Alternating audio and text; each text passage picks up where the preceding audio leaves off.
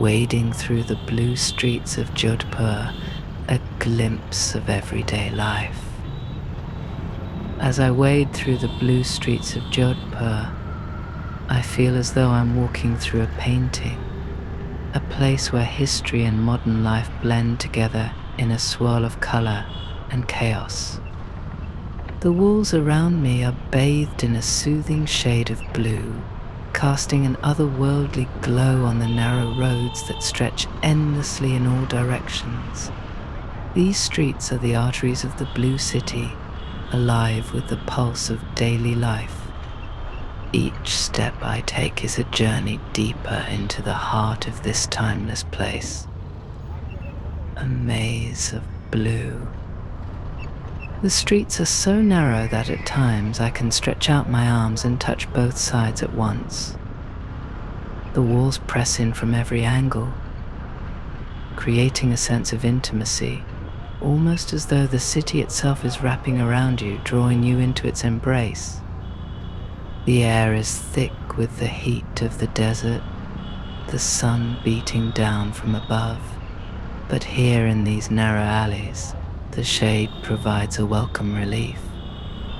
The blue walls, cool and calming, seem to reflect the light in a way that softens the edges of the world, making everything feel just a little bit more serene.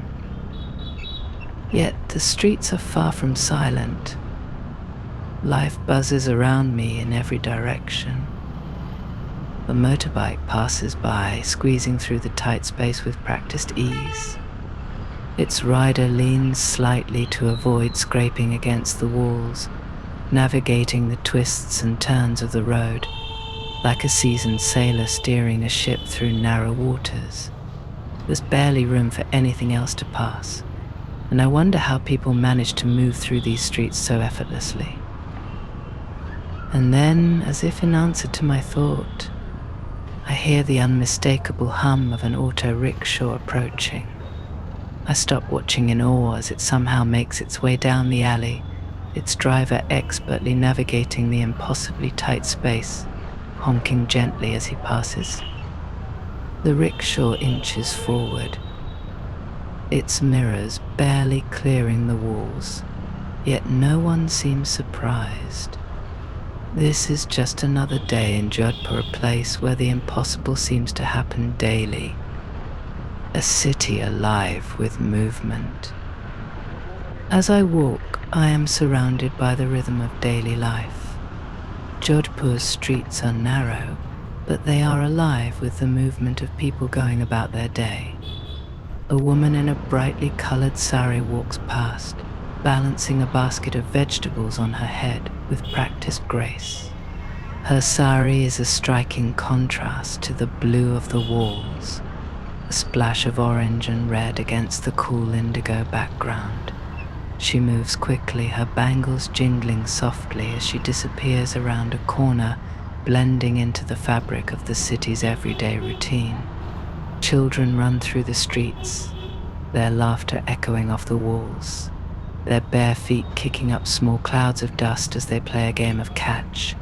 They weave through the crowd with ease, dodging motorbikes, rickshaws, and pedestrians, their energy seemingly endless.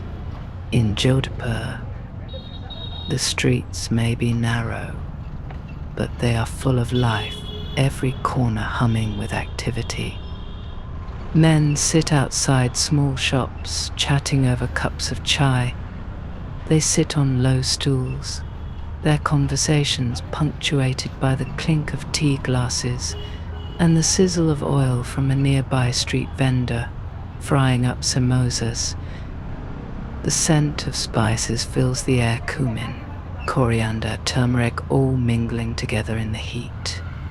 Even in these cramped spaces, life thrives. The shops are small, barely more than a few feet wide, but they are packed with good spices, bangles, cloth, and metalware, each one a tiny treasure trove waiting to be explored. Endurance amidst chaos. Despite the charm of the blue walls and the liveliness of the streets, there's a grittiness here as well. The roads aren't clean. Dust and dirt cover the ground, mixing with bits of discarded wrappers, plastic bags, and the occasional stray vegetable leaf from the morning market. The smell of the street, both the pleasant aroma of cooking food and the less pleasant scent of garbage, mingles in the warm air. It's not pristine, but there's something resilient about it. The people of Jodhpur don't seem to mind, they endure it with a kind of quiet acceptance. The city may be imperfect, but it's theirs, and they move through it with grace and patience. As I navigate these narrow alleys, I can't help but notice the way people seem to have adapted to the chaos around them. A man on a bicycle passes by, his load piled high with sacks of grain, expertly balancing as he pedals through the crowded street. He weaves between people and vehicles with a calm focus, as if the narrow road and the constant bustle are merely obstacles to be navigated, not something to be bothered by. The footpaths, where they exist, are uneven, cracked by the weight of time and neglect. Yet the locals move through them with ease, accustomed to the imperfections. A street vendor sets up his tiny stall on the edge of the road, frying hot pakoras in a large wok, while another man shouts out prices for his bangles from a cart he pushes along the alley. There's barely any space to walk, yet the streets never seem to empty. Somehow, everyone finds their place in the chaos. Community in the corners. Amidst the hustle and bustle, there's a strong sense of community. Neighbors greet each other as they pass, sharing a quick word or a smile before continuing on their way. The narrow roads may be crowded, but they are also intimate, bringing people closer together both physically and emotionally. Here, in these tight spaces, life is lived in close quarters. People know each other, they see each other daily, and there's a sense of familiarity that fills the air. The walls of these blue homes are not just barriers, they are part of the life that spills out onto the street. In many places, doors are left open, and you can catch glimpses of families sitting together inside, sharing a meal or chatting with neighbors.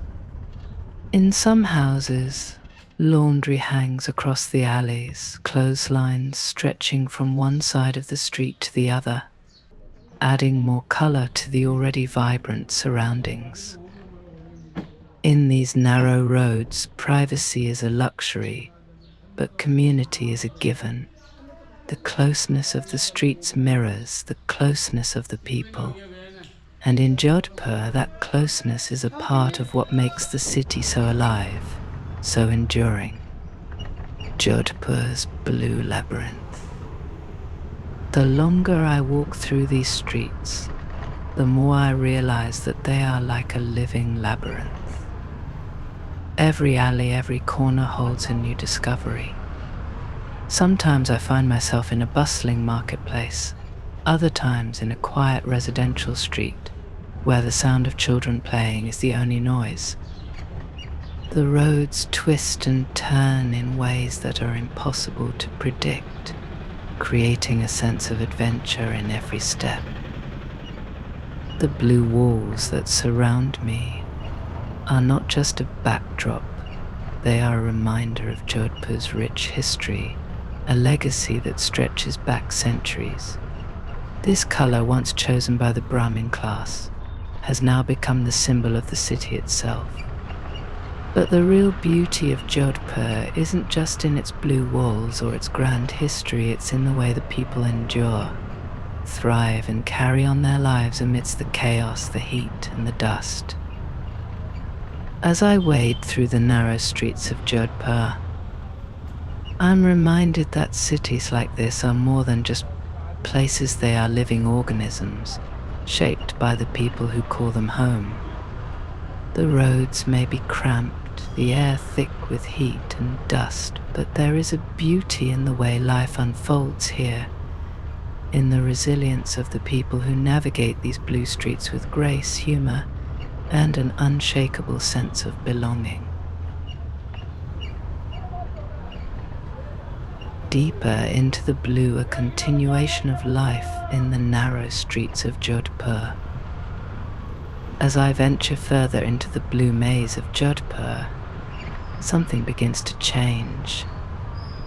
It's not just the narrowness of the streets or the way the walls seem to close in tighter with every turn, but the feeling that I am walking deeper into the city's very soul. Each step takes me farther from the familiar chaos of the main roads and deeper into the hidden corners of everyday life, where the heart of Jodhpur beats quietly, steadily, and beautifully. Whispers of the past in the present. There is a rhythm to these streets, one that's been forged over centuries. As I walk deeper, the sound of honking rickshaws and revving motorcycles fades, replaced by something quieter, more intimate. In this part of the city, the streets are narrower still, winding like a forgotten trail that only the locals know. The blue of the walls grows richer, as though time itself has deepened the hue. Here the buildings are older, worn down by the weight of history. Some of the homes are over 100 years old. Their faded facade is still holding onto the charm of a bygone era. The doors, often painted in contrasting shades of bright green or red, are chipped and weathered, but they stand proudly, as if they've witnessed countless stories unfold in the streets outside. I pass by a small shrine built into the wall, its surface adorned with the faint remnants of marigold petals. A man, perhaps in his 60s, stops briefly to offer a prayer, his hands folded, lips moving in quiet reverence. The shrine is small, almost invisible in the shadow of the taller buildings, but to him, it is significant, a marker of faith passed down through generations. These narrow roads, though crammed with life, are also filled with moments of stillness, where tradition lingers like a quiet hum beneath the surface, an enduring spirit amidst the dust. Despite the sense of serenity, the imperfections of the city are impossible to ignore. The road beneath my feet is uneven, a mixture of cracked pavement and compacted dirt, where the rains have left their mark. Potholes and broken stones make the journey feel like an obstacle course, but the locals tread with an ease that speaks of long familiarity. Their feet seem to know the path instinctively, as if guided by a map only they possess. The streets are dusty, the blue paint of the walls smudged with a layer of grime from the wind-blown sand of the Thar Desert. Bits of trash line the corners, plastic bags flutter in the occasional breeze, and the remnants of yesterday's market are scattered in small piles near the doorways. And yet, no one seems to notice. The dust is a part of life here, just as much as the blue walls or the aroma of spices in the air. It clings to the city like a second skin, something to be endured rather than removed. In the distance, I hear the clattering engine of another rickshaw. I turn just in time to see it appear around a bend, somehow navigating the impossibly tight corners with surprising agility. The driver, unfazed by the narrowness of the alley or the obstacles in his path, steers with the practiced hand of someone who has done this 1,000 times before. His passengers, two elderly women with brightly coloured scarves wrapped around their heads, sit calmly in the back, chatting as though they were in the comfort of their own living room.